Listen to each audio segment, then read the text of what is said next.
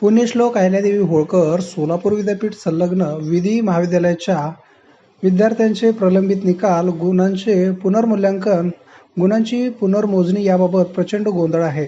याबाबत परीक्षा व मूल्यमापन मंडळ यांच्याकडे महाविद्यालयामार्फत कार्यालयीन पत्रव्यवहार करूनही त्याची दखल घेतली जात नाही. खाजगी कंपनीमार्फत उत्तरपत्रिका संगणकीय प्रणालीमार्फत तपासणी केली जाते. त्यामुळे अनेक तांत्रिक त्रुटी निर्माण होत असून विद्यार्थ्यांचे शैक्षणिक नुकसान होत आहे.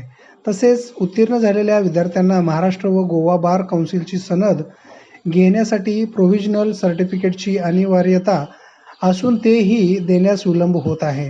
विद्यापीठाकडून होत असलेल्या कृत्यामुळे विद्यार्थ्यांचे संतुलन बिघडत आहे. याला जबाबदार कोण, असा सवाल सामाजिक कार्यकर्ते ॲडव्होकेट अनिल वासम यांनी उपस्थित केला व तातडीने विद्यार्थ्यांना प्रोव्हिजनल सर्टिफिकेट व प्रलंबित निकाल देऊ न केल्यास त्यांच्या शैक्षणिक नुकसानीस विद्यापीठ जबाबदार राहील असे नमूद करत आंदोलनाचा इशारा दिला आहे.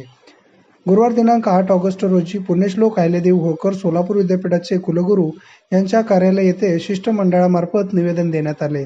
तदनंतर संचालक परीक्षा व मूल्यमापन मंडळ डॉक्टर श्रीकांत अंधारे यांच्याशी याविषयी सल्लामसलत करण्यात आले. यावेळी या शिष्टमंडळात ॲडव्होकेट अनिल वासम, श्याम आडम, श्रीपाद अंकलगी, द्वारकेश सावळे आदींची उपस्थिती होती. पुण्यश्लोक अहिल्यादेवी होळकर सोलापूर विद्यापीठ या विद्यापीठाच्या कुलगुरूंना आत्ताच आम्ही निवेदन देण्यात आलेलं आहे.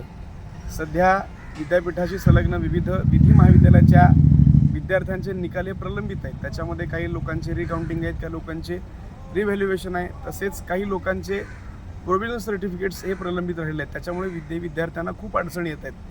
यासंबंधी आपण विद्यापीठाकडे पाठपुरावा करत असताना अनेक प्रकारच्या संगणकीय आणि तांत्रिक अडचणी आणि त्रुटी सांगून ते विद्यार्थ्यांना उडवाउडवी करतात.